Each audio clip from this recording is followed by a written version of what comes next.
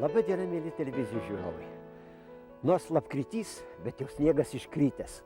Ir ežeras, kurį matot, štai tas Papio ežeras netoli Vilniaus, aptrauktas leduku, bet jo vidurinė dalis laisva ir tenai klykauja daugybė gulbių giesmininkų atskridusių iš tolimosios šiaurės.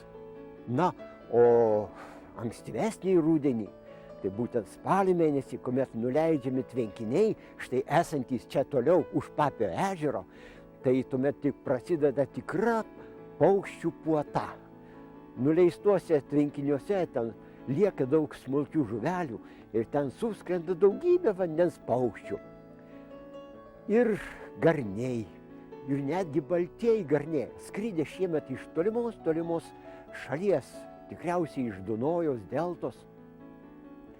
O kiek čionai suskrenda ančių, kirų ir netgi jūriniai ereliai čia apsilanko. Beje, jūriniai ereliai ne per toliausia čionai Rūdininkų girioj ir peri. Man pačiam teko matyti ir erelį su ereliuku ir netgi lizdą. Na, o Papio ežeras ypatingas, Papio ežeras negilus. Ir todėl čia gulbės gali pasiekti maurus, maurabraginius dumblius, kurių čia labai gausu. Čia gausu ir žuvų, aišku, savaime, bet ornitologinis draustinis. Na, pasižiūrėkite, mėly televizijos žiūrovai, į šitą gražią panoramą, į paukščių puotą, kuri čia buvo ankstyvą rudenį.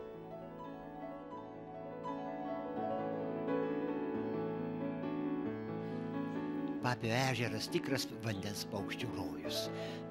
Nenuostabu, nes sakiau, čionai labai negilu ir didesnėje ežero dalyje gylis vos tik metras arba netgi mažiau. Toliau dumblas, vandens augalai ir vandens paukščiai čia puikiausiai gali savo maisto susirasti. Čia daug perinčių ančių ir gulbės čia peri. Na, o rudeniop suskrenda gulbės iš plačių apylinkių. Mes matome jų ištisus pulkus. Papio ežerą supa platus nendrynai. Čia peri didieji baubliai, o kiek krakšlių, o kiek kitų smulkiųjų paukščių giesmininkų. Čia peri didžiosios antys ir kitos ančių rūšys. O rudeniop, kuomet jau lapai krenta, iš Rūdininkų girios atskrenda plėšrioji medžiagė, retas retutėlis paukštis, įrašytas į Lietuvos raudonąją knygą. Lygiai taip pat retas paukštis ir remeza, kurį čia peri medžiuose, krūmuose. Puikus paukščiukai, kurie maitinasi nendrynuose taip pat. Atsisveikinam su gražiuoju Papio ežeru ir patraukim į netoliese esančius tvenkinius.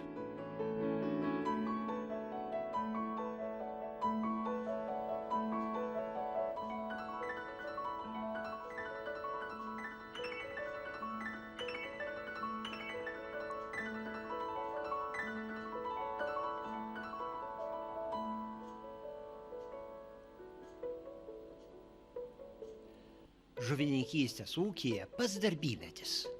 Nuleidžiami tvenkiniai, išgaudomos žuvys, o tų žuvų įvairovė. Pagrindinė žuvis tai yra karpis, kalbos nėra, bet be karpio pavasarį iš Vokės upės kanalo priplaukia įvairiausių žuvų. Štai žiūrėkim, net knibžda ir ne vien karpiai, ir karosai, ir stambus karosai, ir ešeriai, ir lydekos. Ir lydekos, žiūrėkit, kokios stambios čia išauga, juk maisto tai pakanka, tikrai kad daug. Žuvų šitam tvenkinių ūkį labai daug. Ir kas svarbiausia, kad čia daug yra smulkių žuvelių.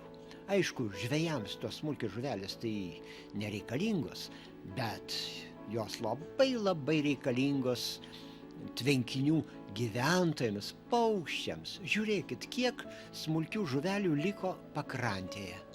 Jos žus, kalbos nėra, bet yra kas jas sunaudoja. Ir tokių žvejų šitam tvenkinių ūkyje yra pakankamai daug ir įvairių. Bene geriausi žvejai Tai aišku, savaime yra garniai. Nu, o tokie antytei, nu kokie tokie antytei? Įkošia vandenį tik tai, o žuvelė vieną kitą paima. Bet štai žvejas, tikras žvejas. Pažiūrėkim, kokio dydžio lydekaitę netgi pasičiupo pilkasis garnys. Pilkasis garnys čia atskrido iš labai toli, nes pilkieji garniai gyvena kolonijomis ir jų kolonijomis gali būti už 10 kilometrų nuo jų mitybos vietos. Žvilgtelkite, kirų kaklai trumpučiai, jie prasti žvejai.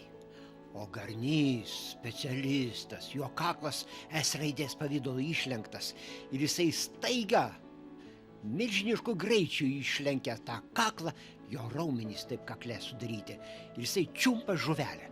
Na, o snapas labai stiprus ir gali išlaikyti žuvį netgi spurdančią.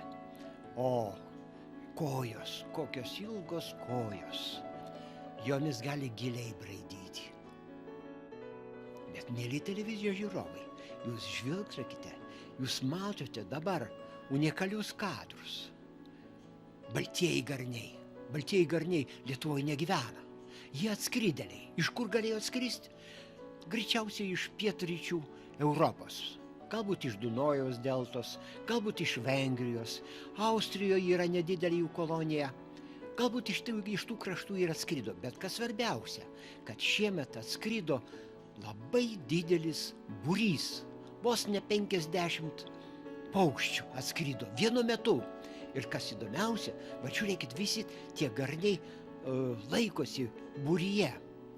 Jis baltutėlis, bet kas dar įdomiau, vestuvių metu, pavasarį, ant jo nugaros išauga nuostabios ilgos plunksnos, minkštos, švelnios. Va štai dėl tų plunksnų pereitame šimtmetyje jisai vos nebuvo išnaikintas. Buvo mada.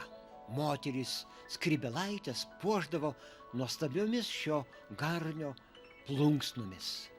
Ir pareikalavimas buvo toks didelis, kad garnius, aišku, vyrai išmedžiojo, kasgi kitas. Tik tai ėmus saugoti juos ir mada baigėsi ir todėl garnių daugėja.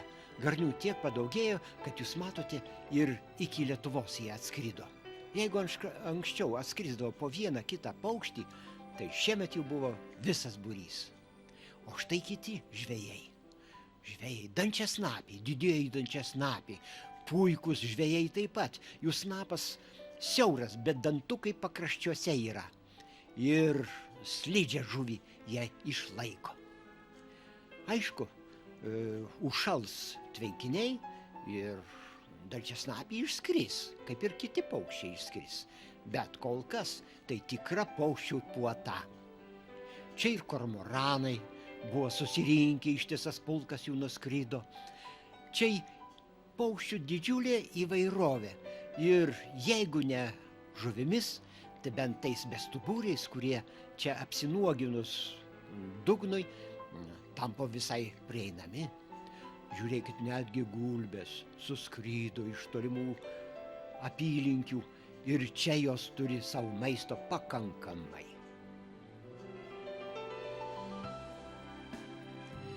Į tvenkinius suskridę kirai maitinasi smulkme, ar įvairiais bestuburiais, vabzdžiais, bet mėgina pagauti ir žuveles. Ne visuomet jiems pavyksta, nes juk jie ne žvejai specialistai. Žvejai specialistai visai kiti. Nu, bet jeigu smulki žuvytė pasitaiko, ir ją pasigauna. Kirai noriai lesa negyvas žuveles.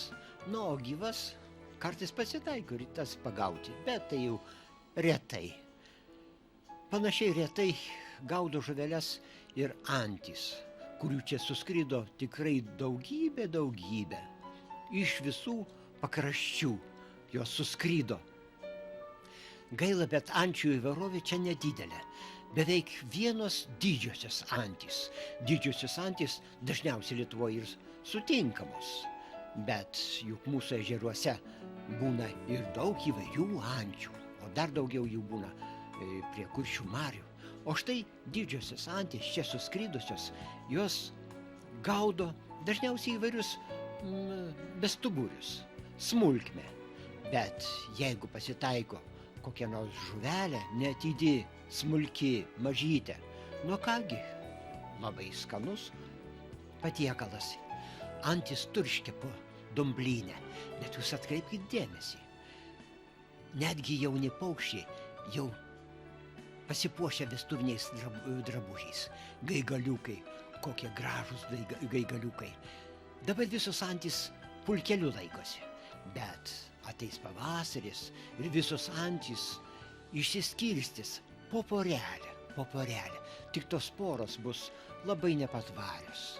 Pradės antys dėti kiaušinius ir gaigaliukai jas apleidžia. O antys iš tų tvenkinių išskris į Papio ežero nendrynus, kur jos perės, išskris į kitus Lietuvos ežerus. Ir tokiu būdu šie tvenkiniai atlieka labai svarbų vaidmenį, nes čia pagrindinė visų vandens paukščių mitybinė bazė yra.